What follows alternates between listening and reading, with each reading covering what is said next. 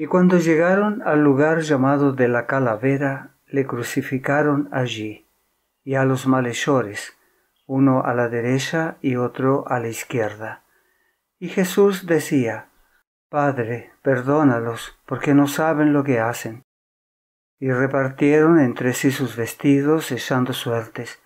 Y el pueblo estaba mirando, y aun los gobernantes se burlaban de él, diciendo: A otros salvó, sálvese a sí mismo, si éste es el Cristo, el escogido de Dios. Los soldados también le escarnecían, acercándose y presentándole vinagre y diciendo: Si tú eres el rey de los judíos, sálvate a ti mismo. San Lucas capítulo 23, versículos 33 al 37. El proyecto Manhattan, desarrollado por científicos que trabajaban en Los Álamos, Estados Unidos, culminó con la explosión de las 3 primeras bombas atómicas en 1945. La primera, de plutonio, explotó el día 6 de julio, en el desierto de Alamogordo, Nuevo México. Las otras 2, una de uranio y la otra también de plutonio, explotaron, respectivamente, en las ciudades japonesas de Hiroshima, el 6 de agosto, y de Nagasaki, el 9 de agosto. Y, aunque la Segunda Guerra Mundial había terminado, los científicos de Los Álamos continuaron desarrollando proyectos de armas atómicas. Entre ellos estaba el joven físico canadiense Louis Slotin. El 21 de mayo de 1946, Slotin realizaba un experimento en el laboratorio de Los Álamos con 7 colaboradores. Lo había hecho con todo éxito muchas veces antes, y ese día, precisamente antes de salir de allí para desempeñar otra función, se había ofrecido para efectuarlo una vez más. El propósito de ese experimento era determinar la cantidad de uranio 235 necesaria para una reacción en cadena. Los hombres de ciencia la denominan la masa crítica. Para efectuarlo solía ir acercando entre sí lentamente 2 hemisferios de uranio. Entonces, cuando la masa se hacía crítica, los separaba con su destornillador, deteniendo en el instante preciso la reacción en cadena. Pero ese día, en el exacto momento en que el material se hizo crítico, el instrumento se le deslizó de la mano. Los hemisferios de uranio se acercaron demasiado e instantáneamente la sala se llenó de una deslumbrante niebla azulada. El joven Slotin podría haberse precipitado hacia afuera, tal vez habría salvado a sí mismo, pero no. Él interrumpió la mortífera reacción en cadena, separando los 2 hemisferios con sus propias manos. Con su audacia había salvado por entonces la vida de las otras 7 personas que estaban en el recinto. Se dio cuenta de inmediato de que él mismo podía estar condenado a sucumbir a los efectos de este accidente atómico. Pero no perdió el dominio propio. Gritando a sus colegas que se detuvieran exactamente donde habían estado en el momento del desastre, trazó en el pizarrón un boceto preciso de sus posiciones relativas, de manera que los médicos pudieran descubrir el grado de radiación al cual cada uno había estado expuesto. Algo más tarde, acompañado de Al Groves, el colega que después de él había estado más severamente expuesto, esperó junto al camino un automóvil que los llevara al hospital. Presintiendo el destino que lo esperaba, le dijo con tranquilidad a su compañero: «Tú puedes salvarte, pero yo no tengo la menor posibilidad». Y era demasiado cierto. 9 días más tarde moría en terrible agonía. Esto nos ayuda a entender algo importante. Pues hace 20 siglos, el Hijo de Dios actuó directamente en medio de la más concentrada radiación del pecado, permitiendo que ésta lo envolviera con su maldición y finalmente lo privara de la vida. La culpa acumulada de los siglos descargó su mortífera contaminación sobre el Calvario, y aquel que hizo el átomo permitió que lo clavaran a la torre de lanzamiento en el punto cero, donde se produce la explosión nuclear, y dejó que los hombres malvados pusieran en marcha el cruel mecanismo denominado Calvario. Pero con su acto interrumpió la cadena de la reacción, quebrantó el poder del pecado. Por extraño que parezca, eran ciertas las palabras de burla de los gobernantes que lo veían morir. A otros salvó, a sí mismo no se puede salvar. San Mateo 27:42. En realidad, nunca se han pronunciado palabras más acertadas, porque para interrumpir la reacción en cadena del pecado, para detener su mortífera radiación, él debía dar su propia vida. No podía salvarse a sí mismo y salvar a otros también. Es como si él le dijera a todo ser humano: tú puedes salvarte, pero yo no tengo la menor posibilidad. Podría ser que el Dios del universo, en una tentativa final para ayudar nuestra mente restringida y limitada a captar el verdadero significado del Calvario, nos haya permitido, como seres humanos, jugar con las fuerzas cósmicas a fin de darnos un vocabulario que pudiera explicar mejor aquel significado. El Calvario parece muy distante, muy desconectado de esta era de desasosiego en que vivimos. Como cristianos le tributamos reverencia, por cierto, pero para la mayor parte de los que profesan el cristianismo, la cruz es una especie de reliquia religiosa o instrumento devocional que se usa o que se quita a voluntad.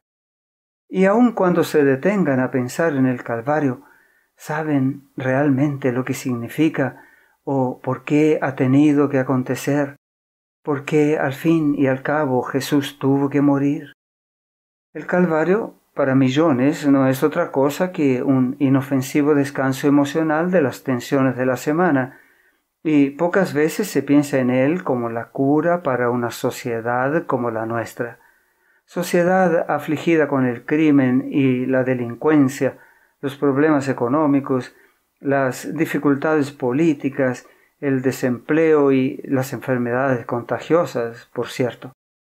Estamos demasiado ocupados para pensar en el significado del Calvario. Le resulta demasiado extraño a nuestra generación que se precipita, que lanza sus cohetes y que vive con intensidad sus momentos de conteo previos al lanzamiento.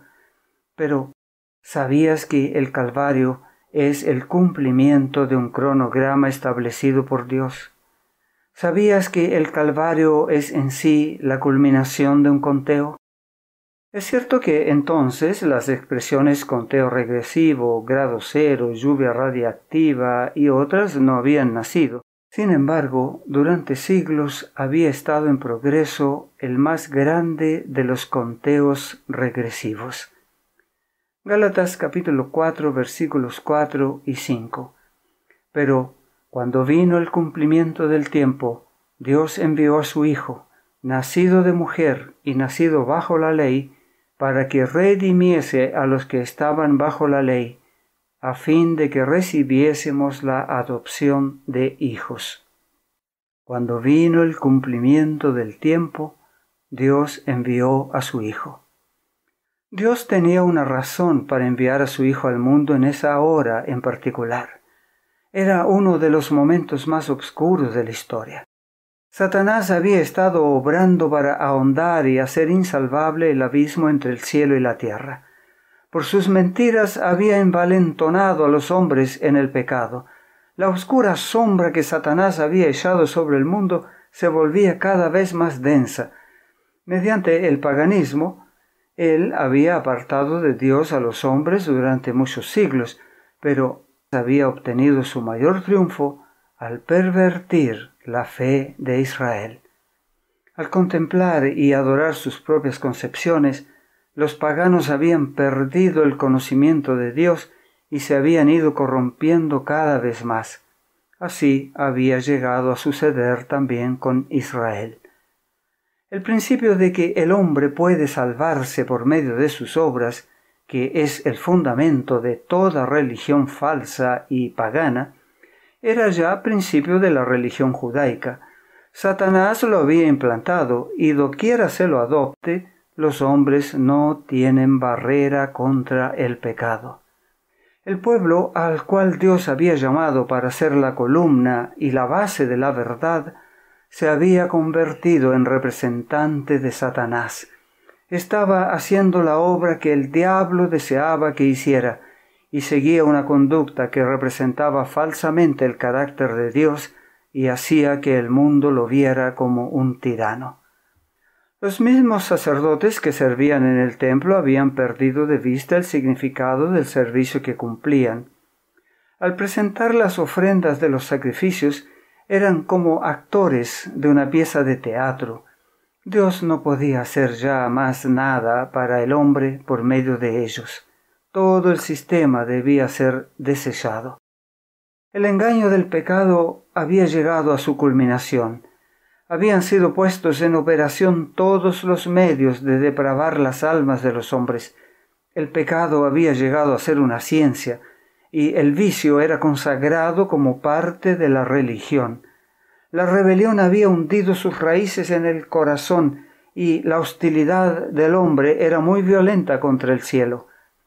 Fue en una hora tal que el Hijo de Dios hizo su entrada en este mundo, en un establo de Belén. Seguimos la trayectoria de su amable juventud y lo hallamos como una flor en el fango de la disipación y el vicio que caracterizaban a Nazaret. A la edad de 12 años sorprendía a los hombres sabios del templo con sus conocimientos y su inteligencia, y al cumplir los 30 salía del taller de carpintería de su casa para proclamar valientemente que él era el Mesías, el Hijo de Dios. Fue esa pretensión y lo impecable de su carácter lo que despertó las fuerzas del mal para tramar su muerte. Y sin embargo, una y otra vez leemos en los evangelios: mi tiempo aún no ha llegado, mi tiempo aún no se ha cumplido. Entonces procuraban prenderle, pero ninguno le echó mano porque aún no había llegado su hora. San Juan capítulo 7 versículos 6, 8 y 30. Nadie le prendió porque aún no había llegado su hora. Capítulo 8 versículo 20. Aún no había llegado su hora. Hasta ese instante estuvo seguro. Pocos se daban cuenta sus enemigos que estaban siguiendo el conteo regresivo de acuerdo con el reloj profético. Por fin, después de 3 años repletos de amante ministerio, dijo San Mateo capítulo 26 versículo 45. He aquí ha llegado la hora, y el Hijo del Hombre es entregado en manos de pecadores. Y los hombres malvados se organizaron para cometer el más bajo de los crímenes que se hubiera perpetrado en la raza humana. La mano divina no les impidió que realizaran su siniestro propósito. Observa la trágica secuencia de toda esa escena mientras se desenvuelve en el Getsemaní. Y obsérvala con detenimiento, porque el Getsemaní no fue un drama. El Getsemaní fue una batalla, fue el campo de batalla de la eternidad, y el conflicto implicaba a ti y a mí. Jesús había pasado más de una noche en oración, pero ninguna noche como esa. Al entrar en el jardín, la terrible carga de la culpa del mundo comenzó a oprimir su alma. Debía experimentar la muerte en reemplazo de cada hombre, porque todos los hombres habían pecado. Dejando a sus discípulos, se apartó unos pocos pasos de ellos y cayó sobre su rostro como si estuviera oprimido por un peso invisible. Todo el infierno parecía pesar sobre él. El enemigo de Dios, Satanás, debía tener éxito ahora en la hora más débil de la vida del Salvador, o de otra manera ser condenado para siempre. El Padre ocultó su rostro de la escena. Jesús debía soportar la culpa de la humanidad solo. Debía haber un abismo entre Dios y el pecado, y un terrible aislamiento oprimía la vida del Hijo de Dios. ¿Resistiría Él la prueba? No dejemos de recordar la posibilidad que Él tenía de fracasar. La humanidad del Hijo de Dios temblaba en esa hora de crisis. El destino de la raza humana se jugaba en esa lucha. El momento tremendo había llegado. Se secaría Jesús el sudor sangriento de su frente y dejaría que la humanidad pereciese en su propia iniquidad. Podría haberlo hecho. Pocas horas antes, Jesús se erguía como un cedro poderoso contra la tormenta de la oposición, pero ahora es como una caña batida y doblada por la furiosa tormenta. Se agarra de la tierra fría, cual si fuera para evitar ser arrastrado aún más lejos de su Dios. El ciprés y el olivo gotean concentrado rocío sobre su castigada persona, como si la naturaleza llorara con su autor. Pero él no se esconde. De sus pálidos labios se escapa el clamor: Padre mío, si es posible, pase de mí esta copa. Mas añade: pero no sea como yo quiero, sino como tú. 3 veces trata de evadir el sacrificio máximo que debía coronar su carrera, pero el futuro de la raza humana se presenta claro ante el Redentor del mundo. Él sabía que si se los abandonaba a su suerte, los transgresores de la ley divina perecerían. ¿No había forma de eludir el Calvario? Evidentemente que no.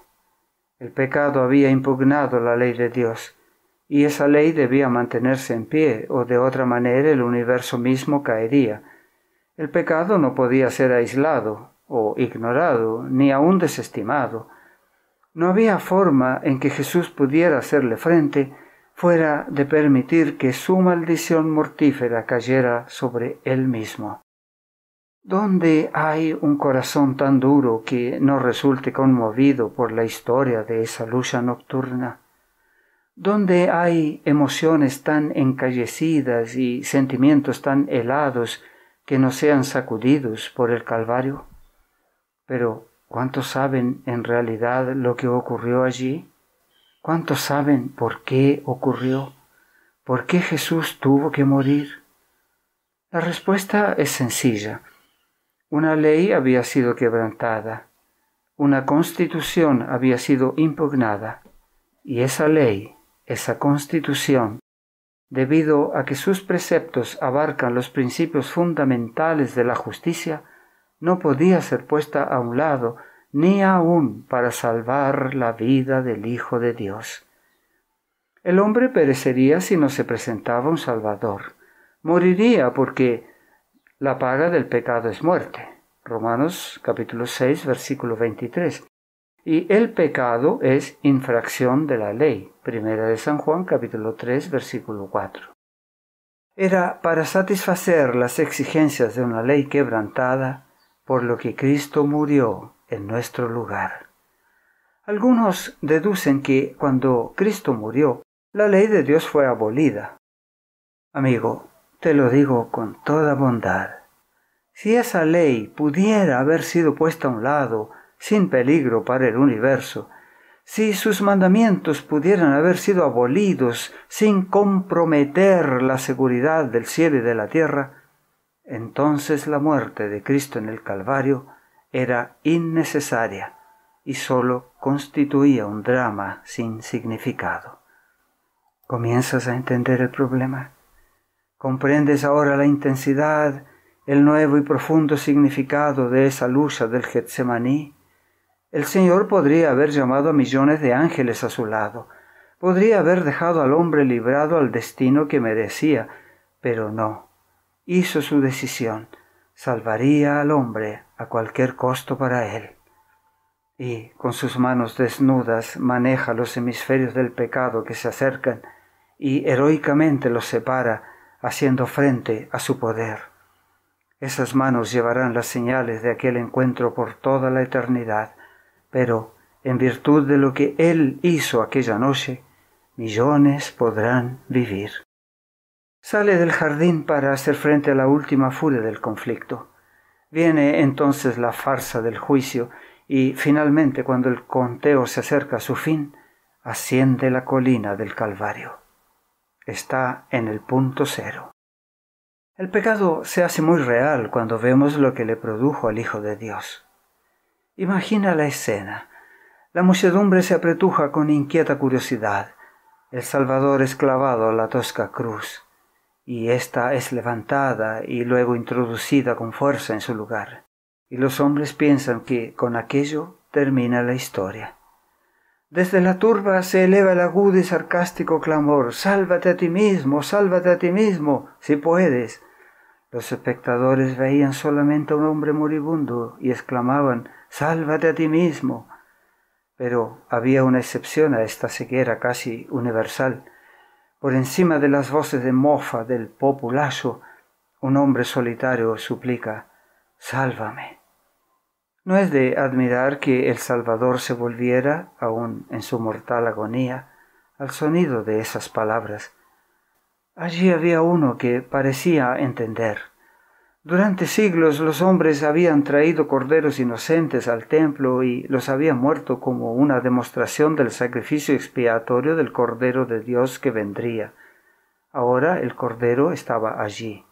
El conteo de los siglos había llegado a su punto cero, pero solo el ladrón moribundo parecía entender. A su lado no había un reformador social frustrado, a su lado no había un filósofo malentendido, no había simplemente un mártir que moría por una causa buena. No, a su lado estaba el Dios infinito muriendo debido a que la constitución de la tierra había sido impugnada por pecadores como él, y le dijo: «Sálvame». Si el pecado no es otra cosa que deficiencia de la personalidad, si es solo un error de juicio, si es meramente debilidad humana, entonces este drama trágico de liberación no tenía sentido.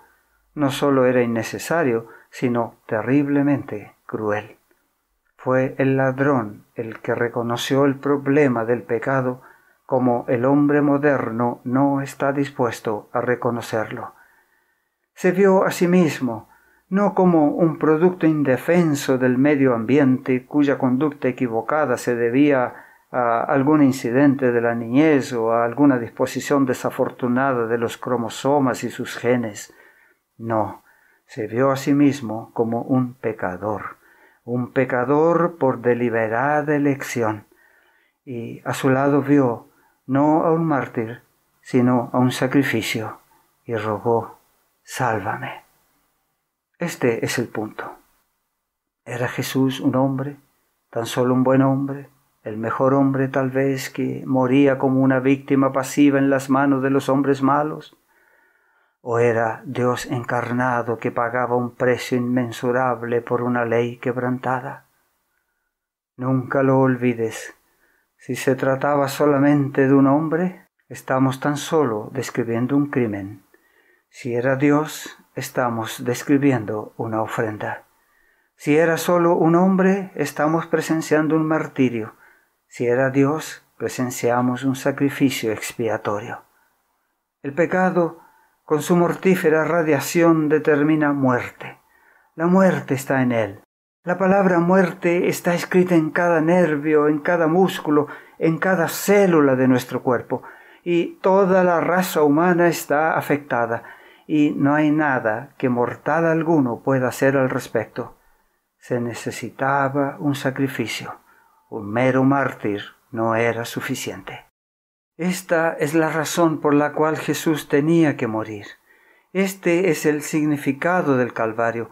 Este es su poderoso argumento. Cualquier otra provisión fuera de esta deja al hombre desesperado y a la deriva, aturdido, tratando frenéticamente de resolver sus problemas con débiles reformas sociales. Pero de tal manera amó Dios al mundo que ha dado a su Hijo unigénito. Esa es la salida. Esa es la única salida. El pecado había producido una tensión que se convirtió en masa crítica en el Calvario, pero el Hijo de Dios arrojó su propio cuerpo a través de la furia de su reacción en cadena y quebrantó su poder destructivo para salvar a ti y a mí. La gracia de Dios sea contigo.